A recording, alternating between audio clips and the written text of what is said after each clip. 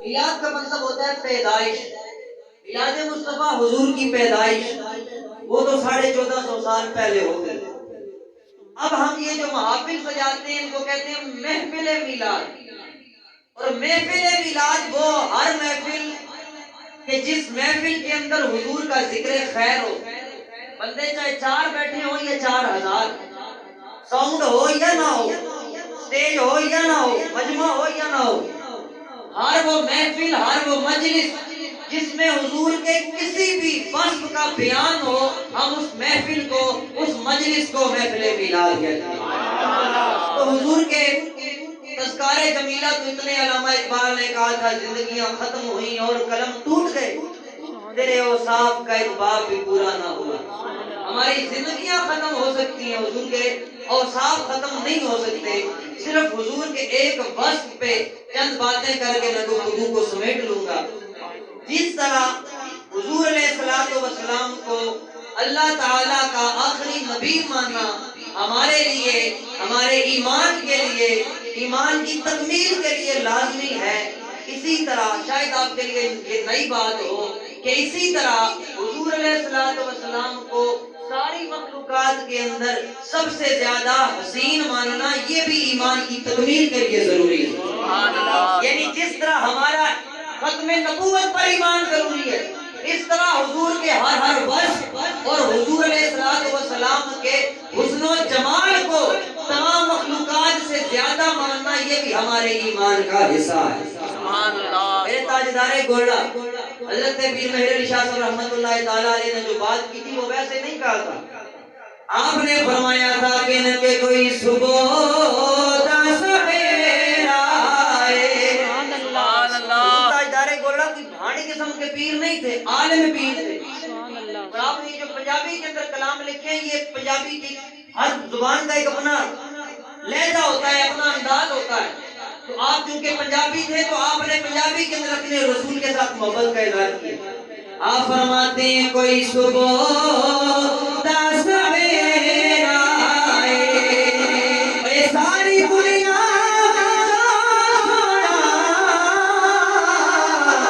میرے آقا دا چہرہ آئے، میرے آقا دا چہرہ آئے، اور کوئی مثل نہ جانی دی کشمہ خدا جانے،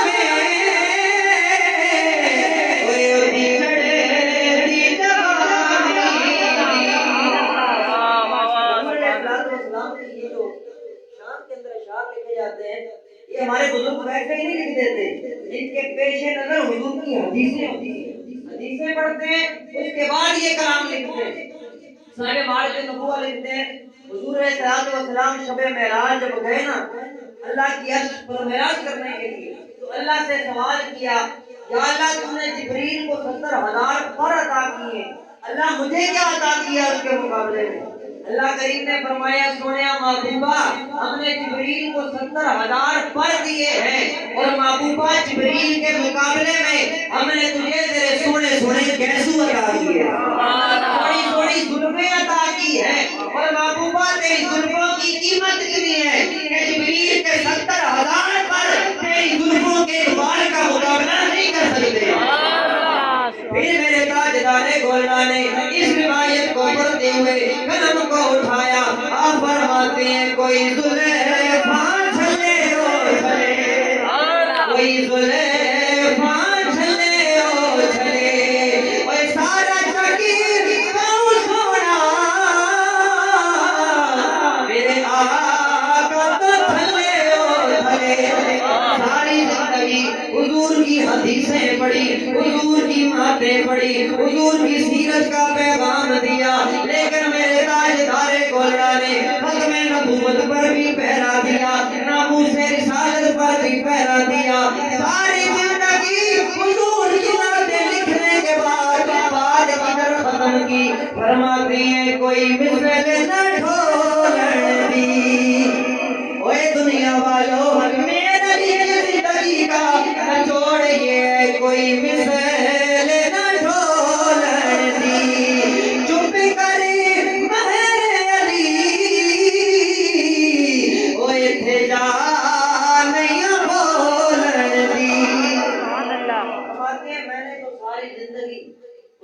شانوں کو اکٹھا کیا ہے، لیکن بات ادھر آگے ختم ہو گئی، چپ کر مہر علی تھے جان نہیں ہو۔ اللہ اکبر۔ دعائے مقدسہ میں نے پڑھی، اگر اس کی تشریح میں جاؤں تو وقت بہت لگ جائے گا، صرف مختصر ترجمہ عرض کرتا ہوں۔ سورۃ الضحیٰ اللہ تعالیٰ نے فرمایا والضحیٰ واللیل اذا سجا، محبوب چاشت کے وقت کی قسم اور رات کی قسم، ما ودعک ربک وما قلی، آپ کے رب نے آپ کو چھوڑا نہیں۔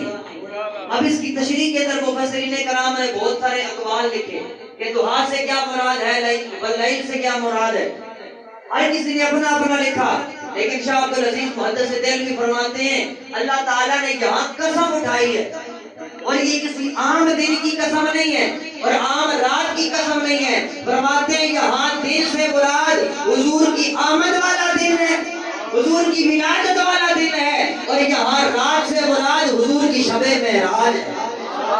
حضور کے میلاد پہ ایک بات اور میلاد کا پیغام، جب میرے آقا دنیا میں آئے اللہ تعالیٰ نے زمین و آسمان کو سجا دیا، مشرق و مغرب کو سجا دیا۔ امام سیوطی فرماتے ہیں جب میرے آقا دنیا میں آئے حضور کی آمد کی خوشی کے اندر اللہ نے مشرق و مغرب کو سجا دیا، جن درختوں پر کبھی سبزہ نہیں آیا تھا اللہ نے محبوب کی آمد کی خوشی میں ان کو ہرا بھرا کر دیا، جن درختوں پہ کبھی پھول نہیں آئے تھے اللہ نے محبوب کی آمد کی خوشی کے اندر ان پر پھولوں کو پیدا فرما دیا۔ اس سال جتنی بھی عورتیں حاملہ تھیں اللہ نے محبوب کی آمد کی خوشی کے اندر سب کو بیٹے عطا فرما دیے۔ فرماتے ہیں اس دن حوریں بھی خوش ہو رہی تھی، فرشتے بھی خوش ہو رہے تھے، حتیٰ کہ سمندر کی مچھلیاں بھی ایک دوسرے کو مبارکبادیاں دے رہے تھے کہ لو مبارک ہو آج دنیا میں آمنہ کا لال آ گیا ہے۔ اس نبی کی آمد پر جانوروں نے خوشیاں منائی، حوروں نے خوشیاں منائی، فرشتوں نے خوشیاں منائی، تو ہم کیوں نہ کہیں عید نبوی کا زمانہ آ گیا، عید نبوی کا زمانہ، ایک مرتبہ مل کے کہہ دو عید نبوی کا زمانہ آ گیا، لب پہ خوشیوں کا ترانہ آ گیا، لب پہ خوشیوں کا ترانہ۔ میرے نبی کے دادا جان فرماتے ہیں جب میرا لال دنیا میں آیا میں نے کیا دیکھا، میں کعبے کا طواف کر رہا تھا، اچانک کعبہ میرے گھر کی طرف جھکنا شروع ہو گیا، میرے گھر کی طرف سجدہ ریز ہو گیا۔ میں نے کہا اور اے کعبہ تو ساری دنیا کا کعبہ ہے، ساری دنیا کی توجہ کا مرکز ہے، آج میرے گھر کی طرف کیوں جھک رہا ہے؟ تو گویا کعبے سے جواب آیا اے عبد المطلب ساری دنیا کا کعبہ میں ہوں، ساری دنیا کی توجہ کا مرکز میں ہوں، لیکن آج دنیا کے اندر اللہ کا وہ سونا یار آ گیا ہے جو کعبے کا بھی کعبہ بن کے آیا ہے۔ تو گویا نبی کی آمد پر کعبہ بھی خوشی کا اظہار کر کے ہمیں پیغام دے رہا تھا عید نبوی کا زمانہ آ گیا، عید نبوی کا زمانہ آ گیا، لب پہ خوشیوں کا ترانہ آ گیا، لب پہ خوشیوں کا ترانہ۔ آخر میں بس میلاد کا پیغام، وقت ہوتا تو میلاد پر تو بڑی باتیں ہیں الحمدللہ، لیکن چونکہ وقت نہیں ہے بس آخر میں میلاد کا پیغام اور گفتگو مکمل۔ اس طرح کی محافل کے انعقاد کا مقصد یہ ہوتا ہے کہ لوگوں کی تربیت کی جائے اور لوگوں کے دلوں کے اندر اسلام کی اور حضور علیہ السلام کی محبت کو اجاگر کیا جائے۔ تو میں اس میلاد کی محفل میں آپ کو پیغام یہی دینا چاہتا ہوں کہ ہم یہ جو محافل سجاتے ہیں ان کا ثواب بالکل ہے، دیگیں پکاتے ہیں ان کا ثواب بھی ہے، لیکن یہ سارے عمل مستحب ہیں۔ جو آپ پر اللہ تعالیٰ نے فرائض مقرر کیے ہیں، نماز، روزہ، حج، زکوٰۃ، بھائی کا حق، بہن کا حق، ماں باپ کا حق، اولاد کا حق، استاد کا حق، پڑوسی کا حق، وہ سارے پورے کریں گے تو نجات ملے گی۔ صرف نعتاں سننے نال، مولیاں دی تقریراں سننے نال جان کوئی نہیں چھٹنی۔ اگر حقوق پورے نہ کیے، حقوق اللہ، حقوق العباد، و قبر میں لطر پڑھنے، صرف میلاد سے جان نہیں چھوٹی۔ میں بڑے کھلے الفاظ کے اندر کہہ رہا ہوں، ہم خود میلاد پڑھتے ہیں، ہم بریلوی ہیں، میلاد منانے والے ہیں، لیکن میں آپ کو کہہ رہا ہوں صرف ان سے جان نہیں چھوٹنی۔ نبی پاک صلی اللہ تعالیٰ علیہ وسلم کی سیرت کو اپنائیں۔ اگر خود نہیں پڑھ سکتے، سیرت کی کتابیں علماء سے سنیں۔ اپنی زندگی، ہر بندہ کہتا ہے میری زندگی اچھی ہو، میرے شب و روز اچھی ہو، میرا گھر بار اچھا ہو، کاروبار اچھا ہو۔ اللہ تعالیٰ کا قرآن صبح قیامت تک کے لیے ہدایت کا سرچشمہ ہے۔ پڑھو قرآن، لقد کان لکم فی رسول اللہ اسوۃ حسنہ۔ فرمایا قیامت تک آنے والے لوگوں، تمہارے لیے ہدایت کا سرچشمہ میرے رسول کی زندگی ہے۔ دیکھو میرے رسول کا اٹھنا بیٹھنا کیسا تھا، میرے محبوب کا چلنا پھرنا کیسا تھا، میرے محبوب کا کھانا پینا کیسا تھا، میرے محبوب گھر والوں کے ساتھ کیسے تھے، پڑوسیوں کے ساتھ کیسے تھے، ماں باپ کے ساتھ کیسے تھے، آپ کا رویہ اپنے گھر والوں کے ساتھ کیسا تھا۔ اپنی زندگی کو میرے رسول کی زندگی کے مطابق کرو، تمہاری یہ زندگی بھی سنور جائے گی، تمہاری آخرت بھی سنور جائے گی۔ حضور کی بارگاہ کے اندر حاتم طائی کی بیٹی آئی، یہ کافر بادشاہ تھا، تو اس کے سر پر چادر نہیں تھی۔ حضور علیہ السلام نے اپنی رحمت والی چادر اتاری اور اتار کر اس کے سر پہ ڈال دی۔ صحابہ کرام نے کہا یا رسول اللہ، یہ کافر دی تھی۔ میرے آقا نے فرمایا صحابہ، بیٹی بیٹی ہوتی ہے، چاہے کافر کی ہو چاہے مومن کی۔ جب واپس گئی نا تو جا کر اس کے بھائیوں نے، اس کے باپ نے پوچھا، گئی تھی تو قیدی بن کر گئی تھی محمد عربی کے پاس، تیرے ساتھ کیسا سلوک ہوا؟ کہیں تیرے ساتھ بدتمیزی تو نہیں ہوئی، بدسلوکی تو نہیں ہوئی؟ اس کی آنکھوں میں آنسو آ گئے۔ اس نے کہا اللہ کی عزت کی قسم ہے، جتنی عزت مجھے محمد عربی کے دربار سے ملی ہے، اتنی عزت نہ تو دے سکا ہے نہ میرے گھر والے دے سکے۔ ہم نبی کے امتی ہیں، ہمارا کردار ایسا ہونا چاہیے۔ علماء کہتے ہیں نا، ہمیں بتانا نہ پڑے کہ ہم رسول اللہ کے غلام ہیں، ہماری شکل ایسی ہو، ہمارا حلیہ ایسا ہو، ہمارا لباس ایسا ہو، ہمارا کردار ایسا ہو، ہمارا بولنے کا سٹائل ایسا ہو، اور ہمارا لوگوں کے ساتھ اخلاق ایسا ہو۔ ہمیں بتانا نہ پڑے کہ ہم محمد عربی کے غلام ہیں، دور سے آتا دیکھ کر، ہمارے بولنے کا انداز دیکھ کر، ہمارا کردار دیکھ کر لوگ سمجھ جائیں رسول اللہ کا سچا غلام ہے۔ یہی میرا پیغام تھا، کیونکہ میں چاہ رہا تھا کہ جو نماز عصر ہے ہم اسی صحیح وقت پر ادا کریں گے۔ انشاءاللہ ہم 4 بجے صحیح وقت پر عصر کی نماز ادا کریں گے۔ بھائی نے مجھے حکم دیا ہے نعت کا، 2 اشعار پڑھ کے میں مائک چھوڑنے لگا ہوں، مل کر شامل ہو جائیں گے۔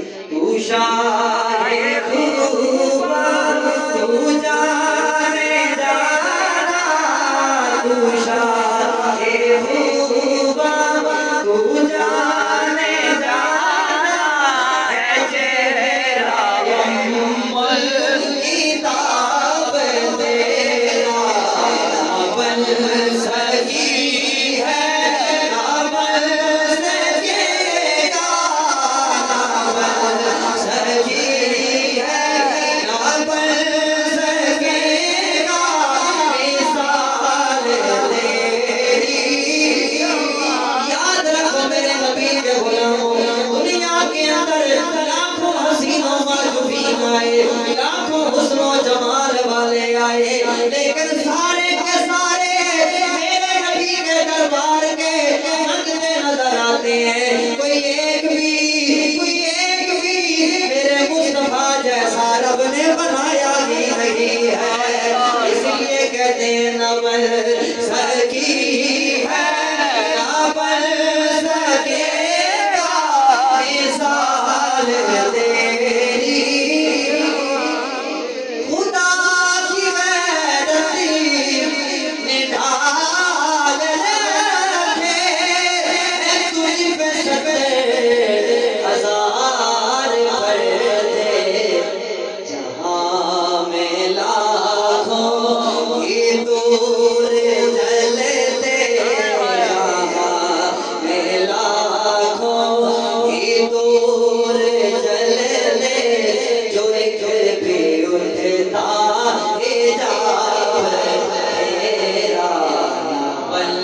سکی ہے نہ بن سکے گا مثال تیری جوانی